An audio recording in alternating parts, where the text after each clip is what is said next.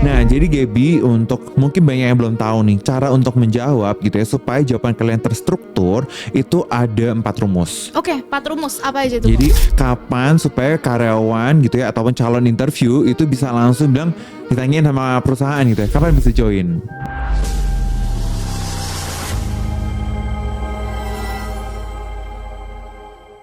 Welcome to Dobrak Podcast, di balik obrolan karyawan. Halo teman-teman semuanya, di episode pertama untuk Dobrak Podcast ini pasti teman-teman bingung nih, sebenarnya Dobrak Podcast itu tuh apa sih sebenarnya? Ini tuh salah satu podcast yang emang kita sediakan untuk kita bisa sharing nih ke teman-teman gimana pengalaman kita di dunia karir gitu. Mungkin aja nanti kita akan kasih tips and trick gimana sih supaya lolos dari HR interview, atau mungkin kita bisa kasih tips and trick untuk teman-teman untuk memupuk jenjang karir di perusahaan masing-masing gitu nantinya. Nah, sebelum itu perkenalkan terlebih dahulu, kalau aku namanya Gaby dari Recruitment Analyst dari Astra Credit Companies. Nah, untuk episode hari ini aku nggak sendirian karena aku akan ditemani sama salah satu narasumber, karena kita akan bahas hal yang paling penting banget, paling mendasar untuk sebelum kita masuk ke dunia karir gitu teman-teman. Yaitu kita membahas nih sebenarnya apa sih yang dilihat sama HR supaya kandidat ini tuh bisa langsung keterima dan langsung ditanya nih, kira-kira kamu kapan bisa join? Langsung digituin.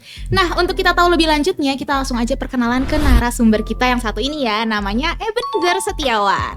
Hai semuanya, perkenalkan aku Eben dari Recruitment Management Astra Credit Companies, dan senang banget hari ini kita bisa sharing banget bersama dengan kalian karena kita akan sharing rahasia-rahasia nih Gaby hari ini.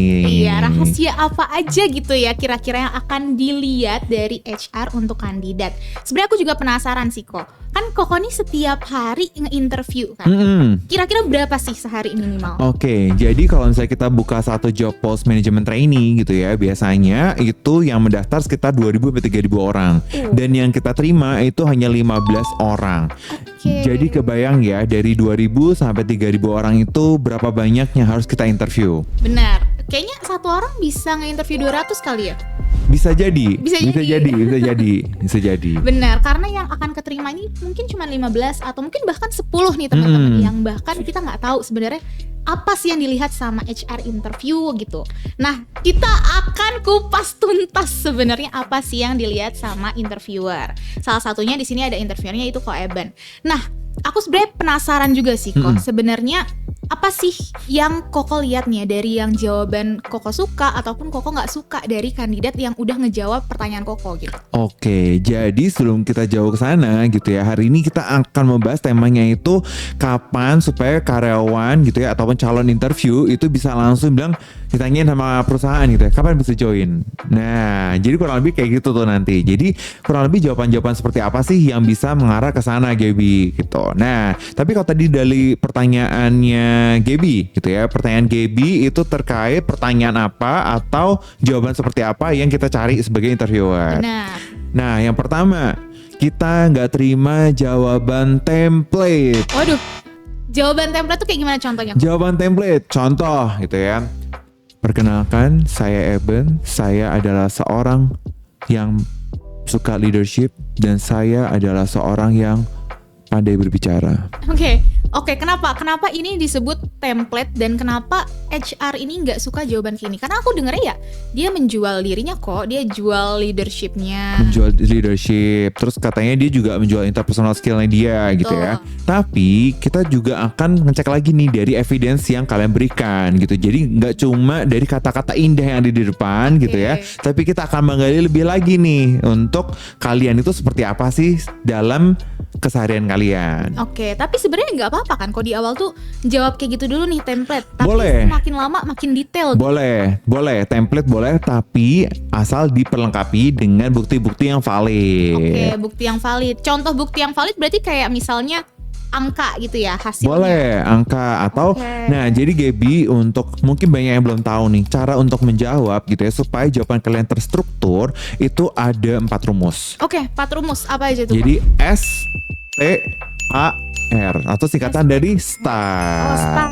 Oke, kenapa kita harus punya STAR ini? Kenapa kita harus menggunakan STAR ini? Nah, Jadi sebelum kita kenapa menggunakan, aku jelasin dulu gitu ya. STAR itu apa sih? STAR itu yang pertama S-nya adalah situation, T-nya adalah task, A-nya adalah action, yang keempat adalah result sebagai R-nya. Oke, aku udah kebayang dikit sih karena ini kan sebenarnya bahasa Inggris, nanti Indonesia kayak gimana gitu kan. Tapi aku belum kebayang penerapannya itu seperti apa kok. Oke, penerapannya nih, Gap. Jadi kalau misalnya ketika kalian interview gitu ya, kalian pakai rumus ini dengan cara kalian juga langsung nih, misalnya nih diberikan pertanyaan gitu ya. Oke, boleh ceritakan satu pengalaman kamu yang paling menarik ketika kamu menjadi seorang leader. Oke.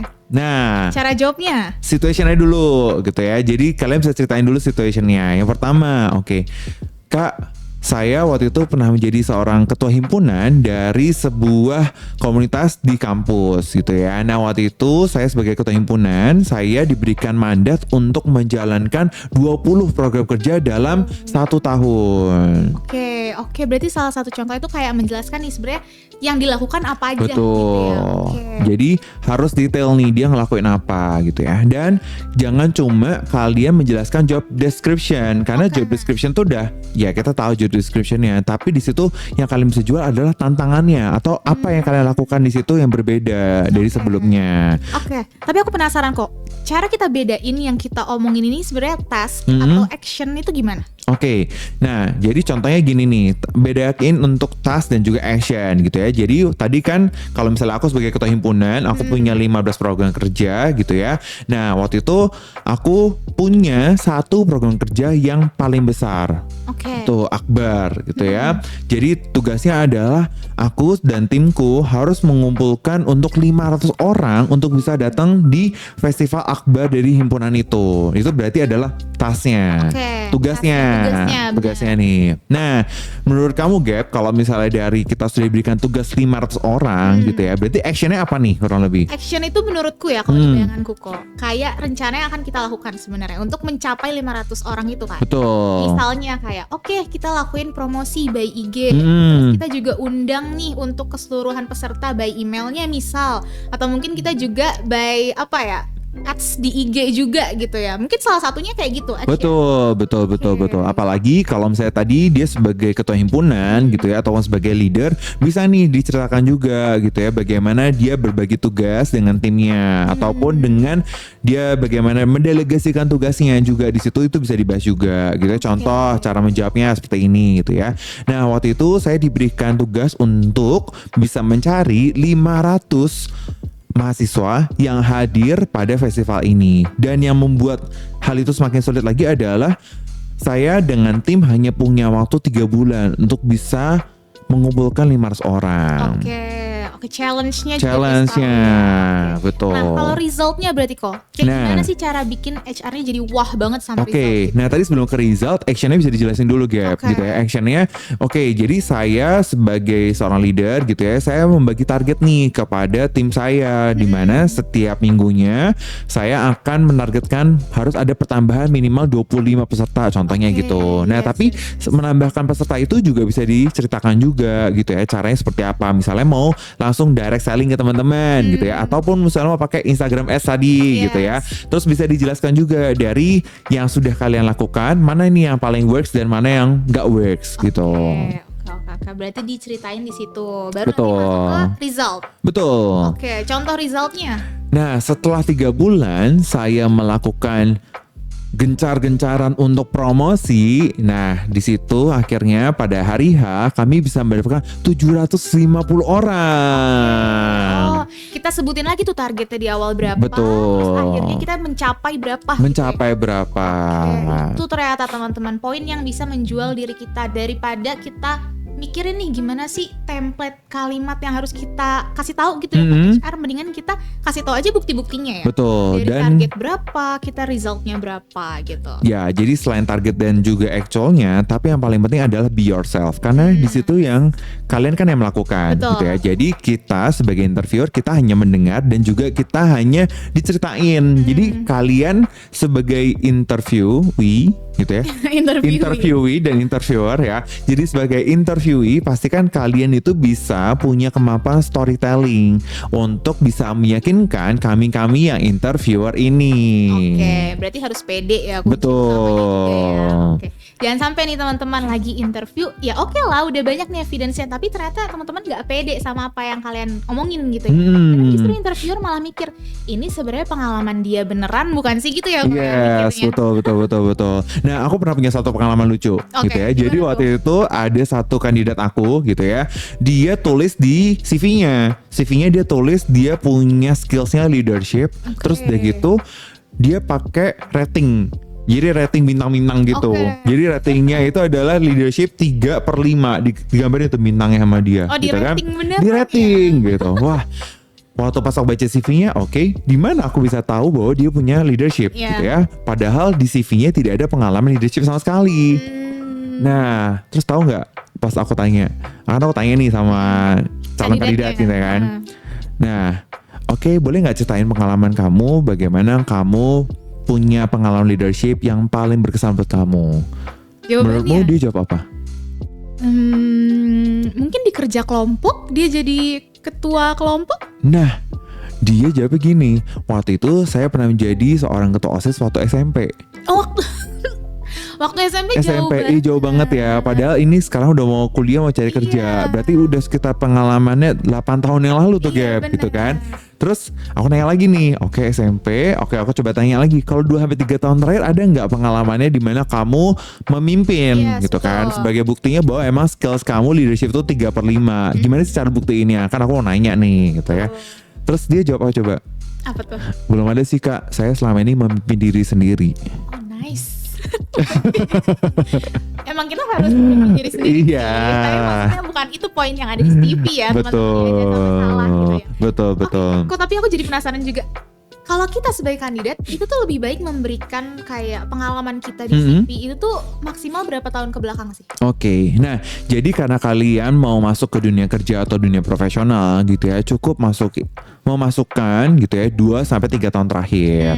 Jadi nggak usah tuh kalau misalnya kalian pernah lomba misalnya jadi cover boy ataupun misalnya lomba modeling zaman TK untuk tingkat RT RW gitu ya. Kalau emang itu tidak berpengaruh ataupun tidak ada signifikansinya dengan pekerjaan kalian, nggak usah dimasukin gitu ya. Berarti kalau misalnya yang SMP kejauhan karena biasa SMP itu untuk masuk ke SMA gitu ya. Pengalaman di SMA untuk masuk ke kuliah gitu. Oke. Udah agak kebayang ya. Lebih ke masa kuliah justru ya kalau kita mau daftar kerja gitu. Oke, berarti ini notes juga sih buat teman-teman yang emang mungkin nonton ini masih semester awal. Coba bisa dibikin roadmap perjalanan perkuliahan kalian gitu ya. Kalian mau cari pengalaman di mana aja supaya bisa menjual nanti di dalam CV kalian. Benar ya? Benar. Dan yang paling penting Gap, kita harus nambahin juga portfolio gitu ya. Portfolio dari mana gitu ya, mungkin pengalaman organisasi. Mungkin kalau yang mau nanti mendaftar di pekerjaan yang berkaitan dengan desain, berarti juga bisa mendapatkan portfolio desainnya gitu ya. Kalau memang pekerjaannya nanti berkaitan dengan manajemen trainee gitu ya, yang nanti akan berkaitan dengan manage people, berarti bisa dimasukkan juga untuk pengalaman bagaimana kalian handle people. Oh berarti lebih ke kita harus background checking dulu apa yang mau kita daftar ya. Betul. Sebenarnya itu benar juga sih teman-teman, karena kadang aku juga sering nih nemuin nih, lo udah daftar kemana aja gitu. Udah daftar banyak gue, tapi gue nggak tahu sih posisinya apa aja gitu.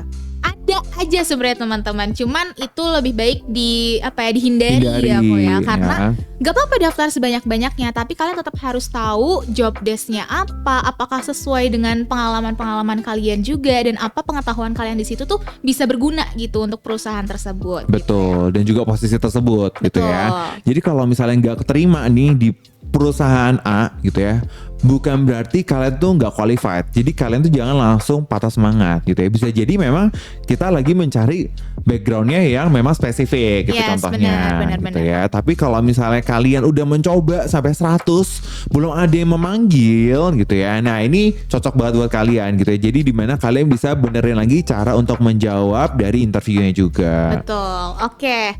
Aku juga penasaran nih kok, karena aku sering nonton TikTok kan. Ada tuh banyak mungkin yang lewat nih kayak pertanyaan-pertanyaan yang cocok kandidat lemparkan ke interviewer. Tapi sebenarnya kita memberikan pertanyaan ke interviewer tuh sebenarnya penting gak sih? Atau mungkin sebuah poin plus gak sih untuk interviewer tuh menilai kita gitu? Oke, jadi apakah itu sebuah poin plus untuk interviewer? Jadi calon kandidat itu bertanya kepada interviewer gitu ya Betul. terkait feedbacknya, kurang lebih kayak gitu ya. Mungkin bisa feedback atau mungkin pertanyaan lain gitu, entah Pertanyaan tentang lainnya. perusahaan kah, atau apa gitu. Oke. Nah, biasanya kalau misalnya aku di sesi interview gitu ya, biasanya di akhir aku suka bertanya nih, kamu ada yang mau ditanyakan gitu ya. Nah, biasanya itu sebenarnya kita cuma mau tahu aja sebenarnya kalian itu udah ngerti nggak sih terkait job desk ataupun terkait posisi yang kalian daftar pertama. Oke. Ya. Yang kedua, kalau misalnya kalian mau bertanya terkait proses-proses interview yang kalian masih bingung, boleh juga ditanya kepada interviewer gitu ya. Tapi pastikan bahwa kalian bertanya terkait sesuatu yang memang sudah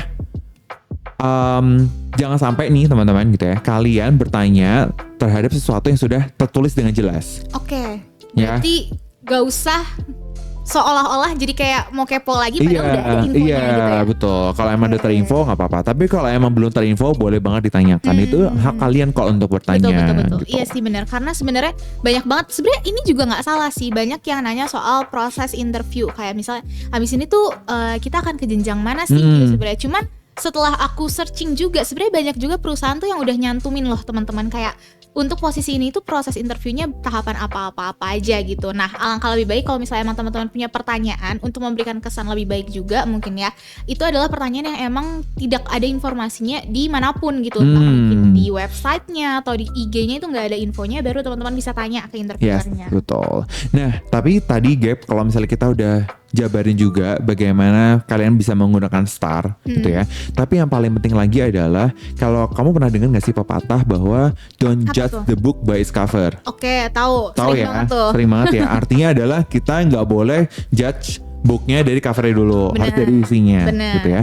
Nah, tapi teman-teman, kalau misalnya kita harus berhadapan dengan ratusan orang setiap harinya gitu ya, yang pasti kita akan lihat adalah we have to judge you by your cover. Oke, contoh gimana tuh kita Contoh, judge-nya? Ini oke. I mean judge dalam konteks baik kan Yes, sebenarnya ya. just dalam konteks baik ya. Jadi teman-teman, kalian kan lagi mau mendaftar nih ke dunia profesional, Betul. gitu ya. Kalau misalnya kalian mau daftar ke dunia profesional, pastikan kalian juga dress well sesuai dengan dunia profesional. Oke, berarti Gitu harus ya. rapi. Gitu Oke. ya. Nah, kalau misalnya nih, kalau kita kan lagi pakai kaos nih, Gap ya, pakai kaos polo sama sweater gitu ya. Nah, kalau emang secara culture perusahaannya itu memang easy going gitu ya, emang boleh untuk pakai attire yang sangat-sangat informal Iya. gitu, ya udah go for it gitu ya. Oke. Tapi pastikan kalian dress well itu seperti apa gitu ya. Jadi yang pertama, kalian harus mempersiapkan diri kalian. Oke. Mempersiapkan diri itu nggak cuma dari CV yang sudah kalian buat, tapi juga diri kalian Oke, gitu. Jadi benar-benar. pertama-tama kalian harus istirahat yang cukup gitu ya kalau mau interview. Terus yang kedua, dress well itu termasuk dalam apa? Jadi kalau emang kalian online gitu ya, pastikan bahwa kalian di tempat yang proper. Oke, contoh tempat proper. Contoh gitu ya, kalau misalnya kalian biasanya kan udah dikasih undangan untuk interview jauh-jauh hari gitu ya. Kalau emang sudah tahu jamnya, silahkan kalian cari tempat yang emang tenang. Kalian bisa untuk interview dengan baik. Oke, biar suara luar tuh nggak masuk-masuk Betul, gitu ya. karena nggak jarang gitu ya kita interview tiba-tiba orangnya lagi di Gojek. Waduh, yang kayak bener aja kedengeran dong. nih gitu kan. Gimana kita mau menilai orang ini Iya, gitu, apakah iya. orang ini profesional atau enggak gitu. Itu sebagai salah satu tanda gitu ya. Jadi kalian udah bisa mempersiapkan nggak sih, udah bisa ngeplan belum sih terkait agennya sudah diberikan gitu ya. betul. Terus dress well, kita nggak perlu kalian pakai baju mahal gitu ya. Kita yang perlu adalah kalian yang penting rapi dan juga representable dengan Betul. kalian Yes, gitu. Jadi dan yang ketiga yang paling penting lagi adalah cara berbicara. Oke, gimana tuh kok cara Nah, berbicara? cara berbicara itu jadi pasti kalau gugup itu wajar banget Iya, gitu ya. benar. Kalian kalau gugup gitu ya pasti nanti akan banyak gitu ya. gitu kan, banyak kayak feeling words Benar, gitu. benar. Nah, tapi yang paling penting adalah kalian juga harus berlatih gitu ya. Berlatih pakai apa sih teman-teman gitu. Jadi kalian pastikan bahwa yang kalian ceritakan itu memang adalah cerita yang betul, tidak dibuat-buat. Karena kalau misalnya dibuat-buat pun pasti akan kelihatan Gap. Oke. Pasti akan kelihatan orang ini Kenapa bohong atau enggak tuh pasti pasti akan kelihatan. Dari cara dia ngomong. Cara ngomongnya gitu ya, mimik mukanya gitu ya. Itu pasti akan kelihatan. Nah, dan juga yang paling penting teman-teman, cara berbicara ini aku nggak mewajibkan untuk semua kalian harus cara bicara nadanya podcaster gitu. Enggak ya. Kita. Enggak. Tapi yang paling penting adalah bagaimana kalian bisa menggunakan artikulasi yang baik gitu ya, dan juga intonasinya juga baik.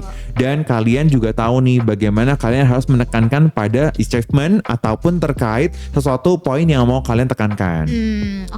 Kita harus tahu lah apa yang mau kita highlight. Betul. Aku sama tambahin satu poin kok. Aku sebenarnya ini sih, aku pernah menginterview kandidat yang emang mungkin orang tersebut nggak punya laptop atau iPad gitu ya. Memang interviewnya pakai HP. Tapi benar-benar HP-nya nggak ditaruh. HP-nya di mana? HP dipegang. Iya. Oke, goyang-goyang tuh berarti. Aku udah berasa naik roller coaster interview bareng dia. Miring agak jatuh dikit gitu. Gitu kayak aku agak sebel dikit aja karena ya kita sebagai interviewer pun proper loh untuk interview kalian. Walaupun emang mungkin kalian nggak punya device misalnya laptop, itu nggak masalah karena kita pun nggak mengharuskan.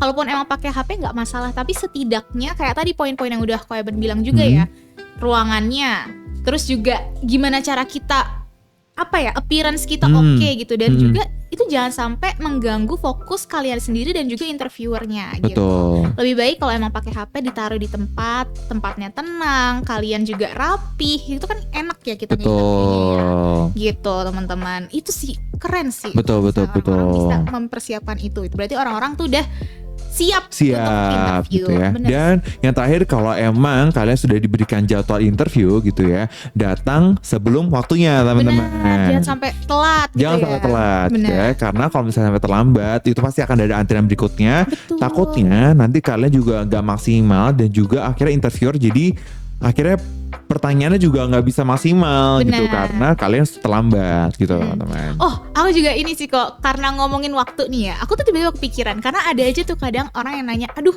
interview gue nih cepet banget, cuma 10 menit.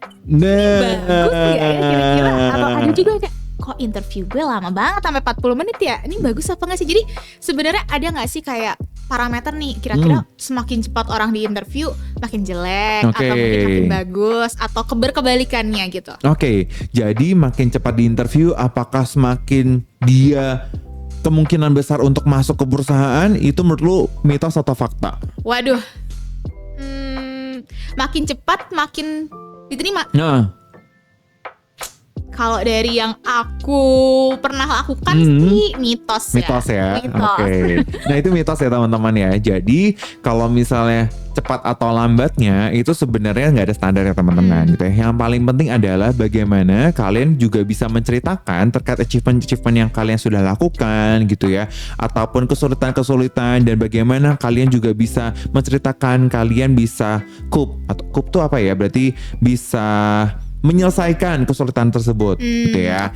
Gitu. Jadi itu yang paling penting gitu. Jadi kalau emang dirasa memang sudah cukup gitu ya teman-teman ya, dan emang dari interviewer merasa juga sudah cukup, ya udah berarti kalian jangan manjang-manjang gitu ya. Yes, gitu. Benar. Iya sih teman-teman. Aku lebih ke paling notes dari aku nih ya, agak kalian juga harus introspeksi diri. Misalnya interviewer nanya apa, kalian cuma jawab satu kata, satu kalimat kayak yang, oh iya saya pernah jadi ketua BEM. Udah, nggak dijelasin apa-apa, ya udah bisa aja gitu jadi berlangsung dengan cepat. Dan kalian harusnya tidak heran kalau itu berlangsung dengan cepat karena kalian pun tidak menjelaskan dengan detail gitu kalian.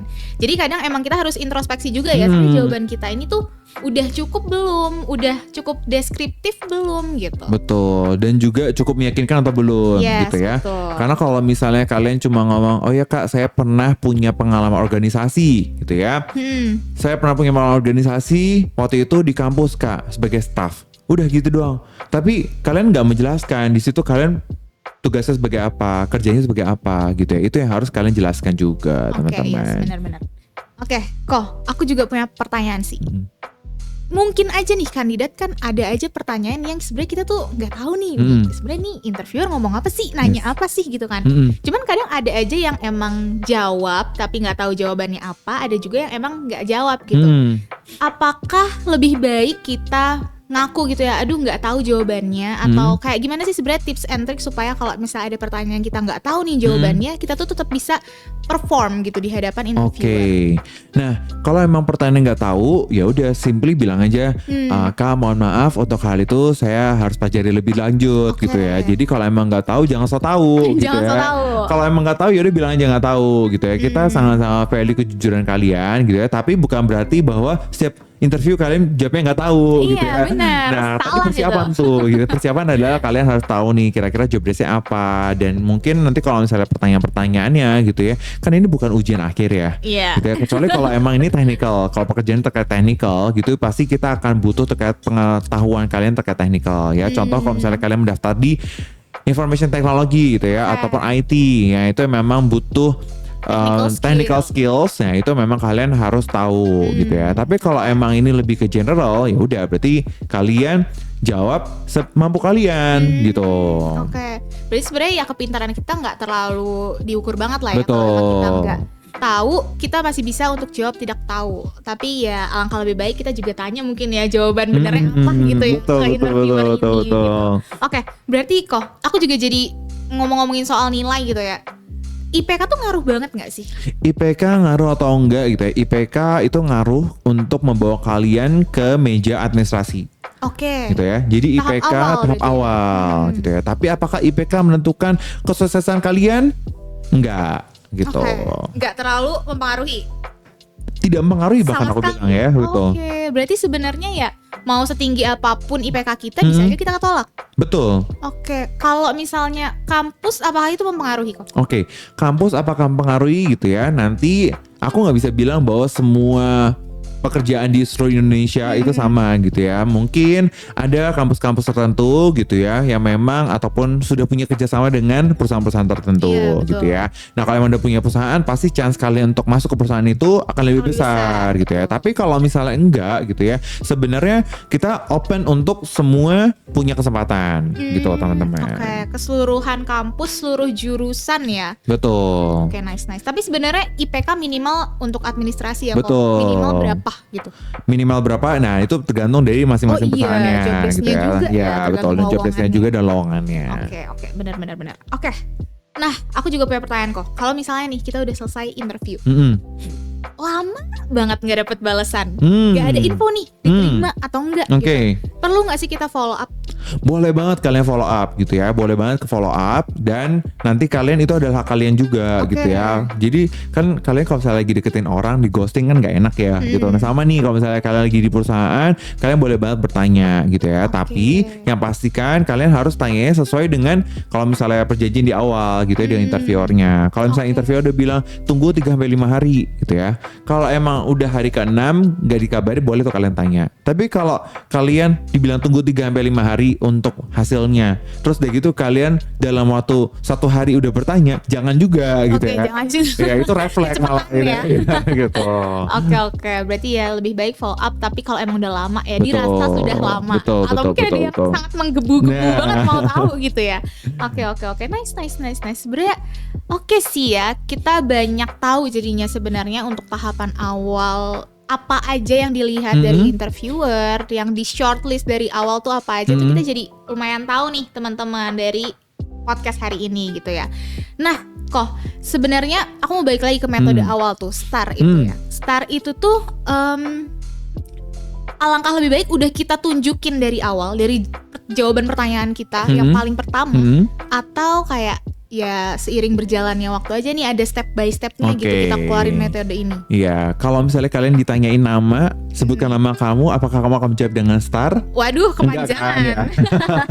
Masa kamu akan menceritakan orang tua saya memberikan nama ini karena begini dan situasinya begini, artinya begini. Kalau emang ditanya aja perlu kalian Oke. jawab gitu ya. Tapi kalau emang pertanyaannya gitu ya, contoh gitu ya, sebutkan terkait achievement kamu. Oke. Nah, itu boleh tuh ceritain gitu Itu ya. baru bakal nanti kalau udah oke pakai STAR, baru nanti interviewer akan bisa mikir kali ya kayak yang oh situasinya kayak gini kebayang di Betul, otaknya betul, gitu ya. betul, Oke. betul. Tapi kalau perkenalan di awal kok kan biasa tuh interviewer bakal bilang kan boleh perkenalan terlebih dahulu. Itu tuh udah ada aja yang ceritain kayak saya punya pengalaman ini internship di sini gitu. Nah itu sedetail itu kah? Nah sebenarnya teman-teman justru kalau perkenalan diri gitu ya, ini balik lagi dari interviewer masing-masing gitu ya. Tapi kalau aku pribadi gitu ya, aku biasanya nggak suka kalau misalnya terlalu bertele-tele gitu ya. Takutnya malah dia memberikan informasi yang sebenarnya aku nggak butuh gitu. Jadi ya udah keep concise ataupun tetap stay dengan yang dibutuhin apa sih gitu. Jadi supaya waktunya itu nggak buang-buang waktu gitu. Iya sih benar, karena kadang ada juga yang perkenalan justru template bangetnya adalah mereka sampai baca. Betul. Kelihatan tuh matanya dari kiri ke kanan gitu kan. Jangan ya teman-teman ya. Teman-teman ya. Benar-benar be yourself aja dalam apapun yang kalian jawab nanti di interview gitu ya. Oke kok, aku tarik kesimpulan dikit ya berarti ya. Untuk podcast hari ini sebenarnya tips and trick untuk HR nih bisa langsung ngelirik kandidat mana sih dari 2.000-3.000 yang apply, kita pilih 15 gitu. Yang dilihat dari interview tuh sebenarnya pertama dari cara dia jawab. Alangkah lebih baik pakai metode STAR teman-teman. Terus kedua yaitu terkait dari appearance mereka ya. Betul. Dari kita judge mereka dari awal, yaitu dari cara mereka mempersiapkan untuk bisa hadir ke interview ini gitu. Dari bajunya, dari cara mereka memilih ruangannya, dan akhirnya gimana cara mereka bisa jawab dengan pede gitu. Itu salah satu tips and triknya juga ya. Nah yang terakhir, yang ketiga yaitu dari ya administratif ya, yang tadi udah aku tanya-tanya juga terkait dari IPK yang sebenarnya tidak berpengaruh, tapi teman-teman ya tetap harus mengejar nilai setinggi-tingginya ya. Jangan sampai melupakan itu gitu ya, tanggung karena jawab podcast lah ya. ini gitu Betul. Ya, yang ketiga administratif itu, atau mungkin teman-teman yang mau masih mikir nih, sebenarnya kita perlu nggak sih kasih pertanyaan setelah kita interview gitu ya, udah ketemu juga jawabannya di sini gitu ya teman-teman. Nah tapi kalau teman-teman masih punya pertanyaan-pertanyaan lebih lanjut terkait dari interview HR yang seperti apa yang mungkin akan dilirik, boleh langsung di komen bawah atau komen samping semuanya boleh ya teman-teman, karena nanti aja mungkin aja akan ada episode-episode tambahan lain yang kita akan ceritain lebih lanjut dari pertanyaan teman-teman semua. Oke, paling itu ya kok dari kita hari ini. Jadi udah siap belum? Nah kalau ini udah siap belum, tapi udah siap belum untuk masuk ke perusahaan? Bener, udah siap belum masuk ke jenjang karir yang lebih tinggi nantinya ya. Oke teman-teman, paling segitu aja untuk episode pertama kita di hari ini di podcast Dobrak. Masih ada 2000 episode selanjutnya gitu ya, jangan sampai bosan. Apalagi mungkin akan banyak ketemu aku. Kita akan ketemu di episode-episode selanjutnya. Oke, see you. See you.